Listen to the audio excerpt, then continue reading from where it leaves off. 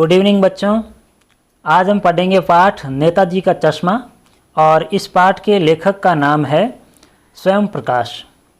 यह पाठ जो है वो नेताजी सुभाष चंद्र बोस के बारे में है, जिसको हम सब लोग अच्छी तरीके से जानते हैं। यह हमारे देश के स्वतंत्रता सेनानी हैं, जिन्होंने हमारे देश को आज़ाद करने में बहुत ही महत्वपूर्ण भूमिका निभाई है। अब हम बात करेंगे लेखक की, जो कि इनका नाम है स्वयं प्रकाश, और ये भी बड़े अच्छे लेखक है, राइटर है, नॉवल लिखते हैं, यह उपन्यास लिखते हैं। तो स्वयं प्रकाश जी ने इस पाठ को लिखा है। अब हम थोड़ा सा स्वयं प्रकाश जी का परिचय प्राप्त कर लेते हैं कि लिखने वाला व्यक्ति कौन है। तो स्वयं प्रकाश का जन्म जो है वो 1947 में इंदौर, मध्य प्रदेश में एक जगह है इंदौर, वहाँ पर हुआ। इन्होंने मैकेनिकल इंजीनियरिंग की पढ़ाई करके एक औद्योगिक प्रतिष्ठान में नौकरी करने वाले स्वयं प्रकाश का बचपन और नौकरी का बड़ा हिस्सा राजस्थान में बीता। इन्होंने मैकेनिकल इंजीनियरिंग की पढ़ाई की और उसके बाद में किसी औद्योगिक प्रतिष्ठान, किसी कंपनी में उन्होंने नौकरी की, और उनका बचपन का बड़ा हिस्सा जो है वह राजस्थान में बीता। फिलहाल स्वैच्छिक सेवानिवृत्ति के बाद वे भोपाल में रहते हैं और वसुधा पत्रिका के वे संपादन से जुड़े हैं। तो दोस्तों, आपको ये बताना बहुत ज़रूरी है कि अभी 2019 दिसंबर 2019 में इनका निधन हो गया था स्वयं प्रकाश जी का। तो जब तक उससे पहले वो एक वसुधा नामक पत्रिका को संपादित करते थे। 8वें दशक में उभरे स्वयं प्रकाश आज समकालीन कहानी के महत्वपूर्ण हस्ताक्षर है। महत्वपूर्ण हस्ताक्षर का मतलब है जो समकालीन कहानियाँ लिखी जा रही है, उनके लिखने कहानियों के लिखने वालों में से वो प्रमुख है। उनके आज तक 13 कहानी संग्रह प्रकाशित हो चुके हैं, जिनमें से सूरज कब निकलेगा, आएंगे अच्छे दिन भी, आदमी जात का आदमी और संधान उल्लेखनीय है। उनके बीच में विनय और ईंधन उपन्यास भी चर्चित रहे हैं। इन्हें पहल सम्मान, बनमाली पुरस्कार, राजस्थान साहित्य अकादमी पुरस्कार आदि पुरस्कारों से पुरस्कृत किया गया है, सम्मानित किया जा चुका है। ठीक है, तो अब हम आगे चलते हैं, थोड़ा सा पाठ के बारे में भी समझ लेते हैं। अच्छा, इस पाठ का परिचय प्राप्त कर लेते हैं कि 8वें दशक में उभरे स्वयं प्रकाश आज समकालीन कहानी के महत्वपूर्ण हस्ताक्षर है ये। और ये सब हमने पढ़ लिया कि कौन सी इन्होंने रचनाएं और कौन कौन सा इनको पुरस्कार मिला हुआ है। अब हम इस पाठ के लेखक जो है, इनके लेखन मतलब ये किस प्रकार का लिखते थे, कि उनकी जो लिखने का रुचि क्या थी, लिखने की स्टाइल क्या थी, उसके बारे में भी हम लोग थोड़ा सा देख लेते हैं। कि मध्यम वर्गीय जीवन के कुशल चितेरे स्वयं प्रकाश की कहानियों में वर्ग शोषण के विरुद्ध चेतना है ना। कुशल चितेरे मतलब अच्छी तरह से चित्रण करने वाले मध्यम वर्गीय जीवन, जो मध्यम मिडिल क्लास फैमिलीज़ है, मध्यम वर्गीय जीवन है, उनका वो अच्छी तरीके से वर्णन करते हैं अपनी कहानियों में। और वर्ग शोषण के विरुद्ध उनके चेतना है। वर्ग शोषण मतलब जो लोग, अमीर व्यक्ति किसी गरीब का शोषण कर रहा है, तो उसका इसमें उनके विरुद्ध उन्होंने विचार भी रखे कि ऐसे किसी का भी शोषण नहीं करना चाहिए। तो वो सब कहानियों के माध्यम से। तो हमारे सामाजिक जीवन में जाति, संप्रदाय और लिंग के आधार पर हो रहे भेदभाव के खिलाफ प्रतिकार का स्वर भी है। प्रतिकार का मतलब है विरोध का स्वर। तो इन्होंने इनके अलावा सामाजिक जीवन में, हमारे सोशल लाइफ में जो हमारे कास्ट को लेकर के, जाति को लेकर के, संप्रदाय को लेकर के और जेंडर के आधार पे एक दूसरे से भेदभाव होता है, तो उनके खिलाफ भी इन्होंने विरोध किया है कि ये सब चीज़ें नहीं होनी चाहिए। और ऐसा उन्होंने किसमें लिखा है? कहानियों के माध्यम से। रोचक किस्सा गोई शैली में लिखी गई, बड़ी इंटरेस्टिंग शैली में, बड़ी इंटरेस्टिंग स्टाइल में लिखा है इन्होंने। इनकी कहानियाँ हिंदी की वाचिक परंपरा को समृद्ध करती है, हिंदी की कहानी परंपरा को बहुत ही ज़्यादा महत्वपूर्ण बनाती है, उसका खजाना भरती है। ठीक है, तो अब हम आगे चलते हैं। अब इस पाठ के बारे में हम लोग बातचीत करेंगे कि इस पाठ में क्या है। ठीक है, तो देखो कि देश किसे कहा जाता है। सबसे महत्वपूर्ण बात तो यह है कि देश क्या है। नेशन क्या है? क्या केवल ज़मीन का भूभाग, चारों तरीके से, चारों और सीमाओं से घिरे भूभाग का नाम ही देश नहीं होता है? देखो, देश किससे बनता है ना, उसकी बात इसमें की गई है। अगर आपके पास में बहुत ज़्यादा ज़मीन है, मतलब अलग से आपने देश बना लिया, तो ज़मीन से देश नहीं बनेगा। देश बनेगा उसमें रहने वाले सभी नागरिकों, उस देश में रहने वाले लोगों से देश का निर्माण होता है।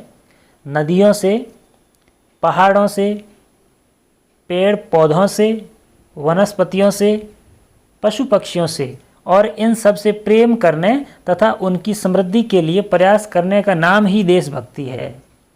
देशभक्ति सिर्फ वो नहीं है कि आपने किसी ज़मीन में जन्म, किसी भूभाग में जन्म ले लिया या किसी जगह पर जन्म ले लिया तो आप उस देश के हो गए और आप उससे, देश से प्रेम करते हो, ऐसा नहीं है। इस पाठ में यह बताया गया है कि देशभक्ति वह होती है जो व्यक्ति, जो नागरिक अपने देश के पहाड़ों से, नदियों से, पर्वतों से, जीव जंतुओं से और हमारे देश के वीरों से, हमारे देश के सैनिकों से, प्रत्येक चीज़ से प्रेम करेगा और अच्छे अच्छे विचार रखेगा, कानून का पालन करेगा, वही सच्चे मायने में क्या है? देशभक्त है।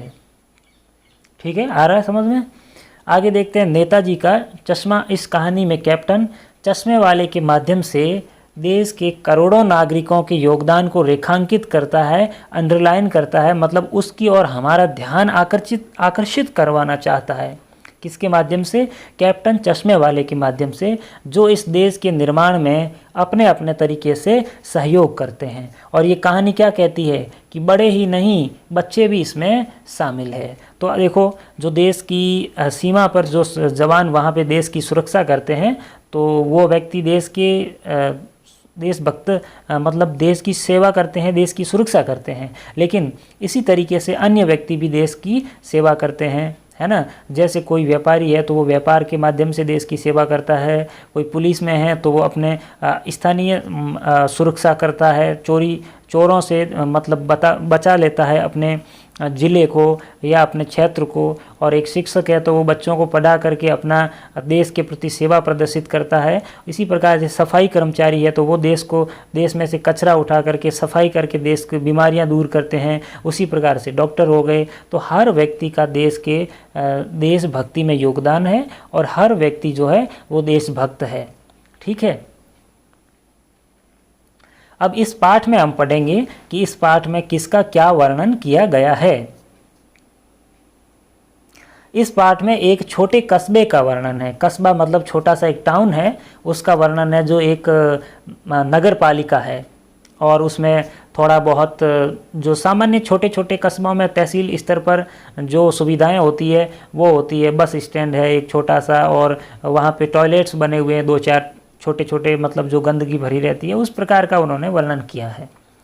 तो हर शहर, हर कस्बे में एक चौराहा होता है, सर्किल, उस पर किसी की मूर्ति लगी रहती है। तो किसी प्रशासनिक अधिकारी ने नेताजी सुभाष चंद्र बोस की मूर्ति लगा दी वहाँ पे उस चौराहे पर। और मूर्ति को बनाने के लिए उस अधिकारी ने क्या किया कि ज़्यादा उन्होंने प्रयास किए नहीं और उन्होंने स्थानीय व्यक्ति को ही बनाने के लिए आमंत्रित किया कि इस चौराहे पर, सर्किल पर एक वो लगानी है मूर्ति। तो मूर्ति लगाने के लिए एक स्थानीय कलाकार को ही आमंत्रित किया। और वो स्थानीय कलाकार कौन थे? हाई स्कूल के ड्राइंग मास्टर जिनका नाम था मोतीलाल जी। उन्होंने इस मूर्ति का निर्माण किया जल्दबाजी में, बहुत जल्दबाजी में, आनन फानन में।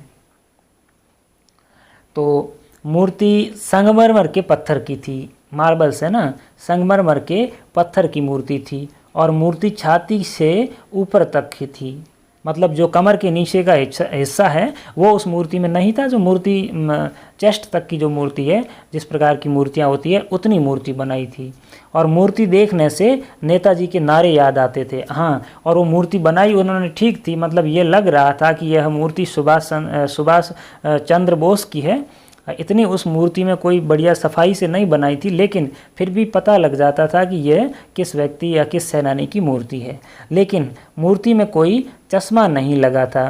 ठीक है, अब चश्मा उन्होंने मोतीलाल जी ने क्यों नहीं बनवाया वो तो वो जाने। क्यों? क्योंकि शायद उनको ये समझ में नहीं आया कि चश्मा कांच का बनवाऊं या फिर किस चीज़ का बनवाएं। तो किसी व्यक्ति ने उस मूर्ति पर ओरिजिनल चश्मा लगा दिया था। ठीक है, ये जो फोटो देख रहे हो आप, ये है इस पाठ के लेखक, जिनका नाम है स्वयं प्रकाश और जिनका दिसंबर 2019 में मृत्यु हो गई, निधन हो गया। अब उस कस्बे से एक हालदार साहब गुजरे और वो पहली बार उस टाउन से गुजरे तो पान खाने के लिए पान की दुकान पर रुके और उस दौरान उन्होंने एक मूर्ति को देखा। तो हालदार साहब आश्चर्यचकित रह गए, बिल्कुल ही विस्मयपूर्वक उन्होंने देखा कि कस्बे वालों की देशभक्ति की उन्होंने सराहना भी की कि वास्तव में एक ऐसा कस्बा है, ऐसा टाउन है जिसके सर्किल पर एक मूर्ति लगी हुई है और उस मूर्ति पर ओरिजिनल चश्मा लगाया हुआ है। ठीक है, कोई बात नहीं। दूसरी बार वहाँ से गुजरे तो चश्मा इस बार चेंज हो गया था, चश्मा दूसरा था। तीसरी बार उनको अलग तरीके का चश्मा दिखा। फिर उनसे रहा नहीं गया, वो वहाँ से निकलते और पान वाले के पास में पान खाते, फिर आगे की ओर चले जाते। तो एक बार उन्होंने पान वाले से पूछ लिया।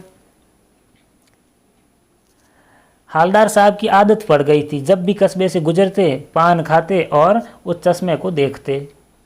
तो पान वाले ने हालदार साहब को बताया कि यह सब कैप्टन चश्मे वाला करता है। हालदार साहब ने पान वाले से पूछा कि ये जो मूर्ति है, इस पर रोज़ नया चश्मा मैं देख रहा हूँ, ये ऐसा करता कौन है? कौन नया चश्मा रोज़ रोज़ लगा देता है? तो हालदार साहब ने कैप्टन के बारे में पूरी बात जानी कि वो क्या करता है, क्या नहीं करता है। तो पान वाले ने पान थूकते हुए, पान वाले का व्यक्तित्व भी आपको देखने लायक है। उस पाठ में आप पढ़ेंगे तो आराम से समझ जाएंगे आप कि पाठ वाले एक मोटी तौंद का व्यक्ति है और पान खाता रहता है दिन भर। और उसने एकदम से पान अपनी दुकान के पीछे की तरफ थूकते हुए उन्होंने कहा कि साहब ये तो कैप्टन चश्मे वाला करता है। कैप्टन चश्मे वाले नाम का एक व्यक्ति था। हालदार साहब ने कैप्टन के बारे में पूरी बात जानी कि वो कौन है कैप्टन चश्मे वाला और वो क्या करता है। उन्होंने ये भी पूछा कि क्या वो कोई सेना में रहा हुआ है या फिर आज़ाद हिंद फौज में रहा था। तो कैप्टन चश्मे वाला ग्राहक आने पर चश्मा बदल देता था। ग्राहक आते कहते कि जो मूर्ति के चश्मा लगा हुआ है उसी फ्रेम का चश्मा हमें चाहिए। तो वो जाता, उसके पास ज़्यादा चश्मे तो थे नहीं, तो वो वहाँ मूर्ति से चश्मा उतार के ले आता और अपने ग्राहक को वही फ्रेम दे देता और अपने पास में जो चश्मे रखे हुए थे उनमें से एक चश्मा ले जा करके कहाँ लगा देता? मूर्ति के वहाँ पे मूर्ति पर। तो पान वाले ने हवलदार साहब को ये बताया कि नेताजी के लिए ओरिजिनल चश्मा बनाना मास्टर भूल गया था। ऐसा पान वाले ने हालदार को बताया और हालदार साहब मास्टर के द्वारा बनाई गई मूर्ति व चश्मे में रही कमी के बारे में सोचने लगा कि भाई चश्मे में क्या कमी रह गई है और मास्टर ने बनाई गई मूर्ति है, चश्मा क्यों नहीं बनाया। ये ऐसे विचार कर रहा था कि या तो मास्टर मोतीलाल जी से वो चश्मा बना नहीं, या फिर वो इस परेशानी में आ गए कि चश्मा बनाएंगे तो कैसा बनाएंगे, कांच का बनाऊं या फिर किस प्रकार का बनाऊं। तो फिर हालदार ने पान वाले से पूछा कि क्या कैप्टन चश्मे वाला पहले सेना में था क्या। तो पान वाले ने उसका मजाक उड़ाते हुए कहा, अरे वो क्या जाएगा फौज में, है ना। पान वाले ने कैप्टन चश्मे वाले का मजाक उड़ाया और उड़ाते हुए कहा कि वह लंगड़ा क्या जाएगा फौज में, ऐसे बोला उसको। तो हालदार को पान वाले का मजाक अच्छा नहीं लगा। उनको ये लगा कि एक जो व्यक्ति है वो देशभक्त व्यक्ति है और अपने देश के लिए थोड़ी सी भी सहायता करने की कोशिश कर रहा है और उसको ये लंगड़ा और मतलब ऐसे अशोभनीय शब्द कह रहा है। तो यहाँ पर पान वाले की मानसिकता प्रदर्शित होती है कि वो कैसा सोचता है, क्योंकि जितनी जिसकी सोच होती है उसी प्रकार से वो बात करता है। तो देशभक्ति का मजाक उड़ रहा था यहाँ पर। तो हालदार ने कैप्टन को देखा तो उसने देखा एक बूढ़ा बहुत कमज़ोर शरीर का आदमी था। पान वाले ने हालदार से कहा कि आप एक बार एक काम करो, आप जाकर के देखो, मतलब वो आ रहा है ना जो व्यक्ति, वही है कैप्टन चश्मे वाला।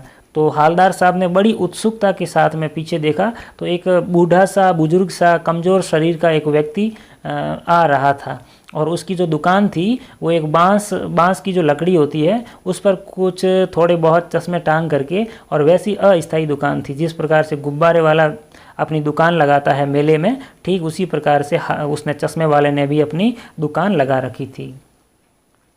चश्मे वाला बांस के सहारे चश्मों की दुकान चलाता था। हालदार साहब वहाँ से रवाना हो गए क्योंकि ड्राइवर बड़ा बेचैन हो रहा था। हालदार साहब ऐसे लोगों पर हंसता है जो देशभक्ति का मजाक उड़ाते हैं। अब हालदार साहब को भी मतलब जो देशभक्त लोगों पर हंसी उड़ा रहे हैं, जो देशभक्ति की हंसी उड़ा रहे हैं या जो देशभक्त लोग हैं उनकी अन्य व्यक्ति हंसी उड़ाते हैं, तो हालदार साहब को ऐसे लोगों पर हंसी आती है और कहीं मन ही मन वो चिंतित भी हो जाते हैं कि आखिर ऐसी क्या बात हो गई जिसकी वजह से ये लोग इनका मजाक उड़ा रहे हैं। ऐसे दिन बीतते चले गए। हालदार साहब वहाँ से रोज़ उस कस्बे से निकलते, मूर्ति देखते, चश्मा बदला हुआ देखते, पान खाते, वापस वहाँ से निकल जाते। तो एक दिन उन्होंने देखा कि नेताजी की मूर्ति पर चश्मा नहीं था और चौराहे पर दुकानें भी बंद थी, वहाँ पर ज़्यादा चहल पहल भी नहीं थी। तो हालदार ने पूछा तो पान वाले ने बताया कि साहब कैप्टन तो मर गया। ठीक है, अब ये जो बात हुई कि कैप्टन तो मर गया, ये सब सुन करके और हालदार साहब को बड़ा दुख हुआ कि हर व्यक्ति अपने अपने तरीके से देश की सेवा करना चाहता है और उस व्यक्ति ने अपने देश की सेवा की थी। लेकिन लोगों की जो सोच है कि किस प्रकार से ईमानदार व्यक्ति का मजाक उड़ाते हैं, देशभक्त व्यक्ति का मजाक उड़ाते हैं, तो उसके बारे में विचार करने लगे हालदार साहब। और ये जो पैसेज है ये बहुत ही ज़्यादा महत्वपूर्ण है, इसको आराम से पढ़ेंगे कि कस्बे की हृदय स्थली में सुभाष की प्रतिमा अवश्य ही प्रतिष्ठापित होगी, लेकिन सुभाष की आंखों पर चश्मा नहीं होगा। कस्बे की हृदय स्थली कहाँ थी? जहाँ मूर्ति लगी हुई थी वह उस कस्बे का हार्ट था। और प्रतिमा का अर्थ है मूर्ति, अवश्य ही प्रतिष्ठापित होगी, मतलब वहाँ पे स्थापित कर रखी होगी, लेकिन सुभाष की आंखों पर चश्मा नहीं होगा। क्यों नहीं होगा? क्योंकि मास्टर बनाना भूल गया और कैप्टन मर गया। तो इसमें एक मजाक ये भी बना रहे हैं कि जो बनाने वाला व्यक्ति है वो तो पढ़ा लिखा था, लेकिन उसको इतनी ज़्यादा फिक्र नहीं थी। अगर होती तो वो चश्मा बना देता। तो पढ़े लिखे व्यक्ति तो थोड़ी सी भूल कर देते हैं, और कैप्टन जो था बिल्कुल ही मतलब एक प्रकार से शुद्ध देश के प्रति भाव रखने वाला, तो उसकी तो मृत्यु हो गई थी। सोचा आज वहाँ रुकेंगे नहीं, पान भी नहीं खाएंगे, मूर्ति की तरफ देखेंगे भी नहीं, सीधे निकल जाएंगे। ड्राइवर से कह दिया चौराहे पर रुकना नहीं है, आज बहुत काम है, पान आगे कहीं खा लेंगे। तो आज हवलदार साहब का जो मन था वो बड़ा बेचैन था, बड़ा उदास था, क्योंकि उनको लगा कि उनको पता लगा कि बेचारा जो कैप्टन है चश्मे वाला उसकी मृत्यु हो गई है। लेकिन आदत से मजबूर आंखें चौराहा आते ही मूर्ति की तरफ उठ गई, क्योंकि रोज़ वहाँ से निकलता था हवलदार, तो उसने देख लिया कि मूर्ति की तरफ एक बार देख तो लिया जाए। कुछ ऐसा देखा, चीखे, रोको। जीप स्पीड में थी तो ड्राइवर ने ज़ोर से ब्रेक मारे। रास्ता चलते लोग देखने लगे। जीप रुकते न रुकते हालदार साहब जीप से कूदकर तेज़ तेज़ कदमों से मूर्ति की तरफ लपके और उसके ठीक सामने आकर अटेंशन में खड़े हो गए, सावधान की मुद्रा में। जीप को अचानक से रुकवाकर, और जो जीप ढंग से रुकी ही नहीं थी कि उसमें हवलदार साहब को इतनी बेचैनी थी कि वहाँ से एकदम से उतरे तुरंत, और उतर करके मूर्ति के सामने जा कर के उन्होंने अटेंशन की मुद्रा में खड़े हो गए। क्यों? क्योंकि उन्होंने आज कुछ और एक नई चीज़ देखी थी। वो चीज़ क्या थी कि मूर्ति की आंखों पर सरकंडे से बना हुआ छोटा सा चश्मा रखा हुआ था। सरकंडा मतलब बांस का एक छोटा सा, बांस को काट के सरकंडे का एक लकड़ी का जो है छोटा सा चश्मा वहाँ पर बना करके रखा हुआ था, जैसा बच्चे बना लेते हैं। हालदार साहब भावुक है, बड़े इमोशनल हो गए। इतनी सी बात पर उनकी आंखें भर आई। अब देखो ये महत्वपूर्ण इसलिए है कि जो बुजुर्ग व्यक्ति था कैप्टन चश्मे वाला, उसकी मृत्यु हो गई। तो हवलदार सोचने लगे कि जब जो जिम्मेदार व्यक्ति है, अगर वो देश भक्ति कर रहे हैं, लेकिन ऐसे लोग अगर इस देश से चले जाएंगे तो फिर देशभक्त कौन होगा। तो वहाँ पर उन्होंने देखा 2-3 दिन, लेकिन कोई न कोई तो उसकी जगह लेने वाला आ गया। और बच्चों ने आज क्या किया, देश के निर्माण में एक बड़ा योगदान दिया और बांस का लकड़ियों का एक चश्मा बना करके और सुभाष चंद्र बोस की मूर्ति पर लगा दिया। तो इस पाठ के माध्यम से लेखक यह कहना चाहता है कि इस देश के निर्माण में सभी का योगदान है, चाहे वो छोटा हो चाहे वो बड़ा हो।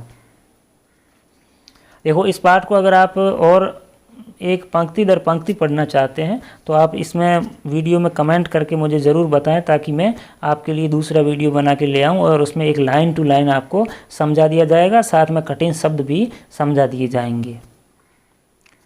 अब हम देखते हैं कि इस पाठ से हमने क्या सीखा। पहली बात तो यह है कि देश सबसे मिलकर बनता है। देश जो है वो किसी एक व्यक्ति से या फिर भूमि के टुकड़े से, ज़मीन से देश नहीं बनता, वो सब से मिलकर के बनता है। प्रकृति से, सभी तरह के लोगों से, सभी धर्म के लोगों से, सब से मिलकर के बनता है। दूसरा है, एक भूभाग ही देश नहीं होता, वहाँ के लोगों की भावनाएं भी देश को संपूर्ण बनाती है। प्रकृति के प्रति लोगों की क्या भावनाएं हैं, है ना, समाज के प्रति लोगों की क्या भावनाएं हैं, वो सब बातें मिलकर के देश को पूर्ण बनाती है, वरना देश क्या रहेगा, अधूरा रह जाएगा। फिर सबसे प्रेम करने की भावना ही देश प्रेम है। सबसे किससे? प्रकृति से, पहाड़ों से, नदियों से, झरनों से, देश के लोगों से, हर धर्म से, स्वतंत्रता सेनानियों से, किसी से भी दुश्मनी नहीं रखनी चाहिए। आगे है कि बड़ों के साथ में बच्चे भी देश निर्माण में योगदान देते हैं। देखो, हर व्यक्ति देश के निर्माण में योगदान देता है, अपनी हिस्सेदारी रखता है, चाहे वो किसी तरीके से। अगर बच्चे अच्छे से पढ़ाई करेंगे और अच्छे अंक प्राप्त करके आगे भविष्य में अच्छे कार्य करेंगे तो वह देश के लिए एक देशभक्ति ही है। इस पाठ के माध्यम से हमें लेखक यह भी समझाना चाहता है। तो ये 4 महत्वपूर्ण तथ्य है। और अब हम देखेंगे गृह कार्य। तो ये आपके सामने 5 प्रश्न स्क्रीन पर आपको दिखाई दे रहे हैं, ठीक है। और एक बार मैं आपको ये याद दिला दूं कि अगर आपको इस पाठ को एक पंक्ति दर पंक्ति पढ़ना है और यह वीडियो आपको अगर अच्छा लग रहा है तो आप एक बार इस वीडियो को लाइक कर दो और चैनल सब्सक्राइब कर दो, ताकि आपको और वीडियो आने पर पता लग जाए। चलो देखते हैं गृह कार्य 1। सेनानी न होते हुए भी चश्मे वाले को लोग कैप्टन क्यों कहते थे? हालदार साहब ने ड्राइवर को पहले चौराहे पर गाड़ी रोकने के लिए मना किया था, लेकिन बाद में तुरंत रोकने को कहा। क्यों? कि हालदार साहब पहले मायूस क्यों हो गए थे? एक, मूर्ति पर सरकंडे का चश्मा क्या उम्मीद जगाता है? ये बहुत ही ज़्यादा महत्वपूर्ण है, ये वाला प्रश्न। हालदार साहब इतनी सी बात पर भावुक क्यों हो गए? तीसरा है, बार बार सोचते क्या होगा उस कौम का जो अपने देश की खातिर घर गृहस्थी, जवानी, जिंदगी सब कुछ होम कर देने वालों पर भी हंसती है और सबके लिए बिकने के मौके ढूंढती है। यह भी बहुत ही महत्वपूर्ण है, तीसरा प्रश्न। चौथा है, पान वाले का एक रेखा चित्र प्रस्तुत कीजिए कि पान वाला किस तरीके से हाव भाव दिखा रहा था और उसकी सोच क्या थी, उसका सबका एक हमें यहाँ पर वर्णन करना है। पांचवा और अंतिम प्रश्न है कि वो लंगड़ा क्या जाएगा फौज में? पागल है, पागल। तो कैप्टन के प्रति पान वाले की इस टिप्पणी पर अपनी प्रतिक्रिया दीजिए कि पान वाले ने ऐसा बोला कैप्टन चश्मे वाले के प्रति, लेकिन आपको वास्तव में क्या लग रहा है वो बात आपको लिखनी है। तो चलिए दोस्तों, चलिए बच्चों, आज के लिए इतना ही, और आगे हम अगली वीडियो में आपको थोड़ा और ज़्यादा विस्तार से बताएंगे। और मैं उम्मीद करता हूँ कि आपको वीडियो बहुत ही अच्छा लगा और आसानी से आपके यह पाठ समझ में आ जाएगा।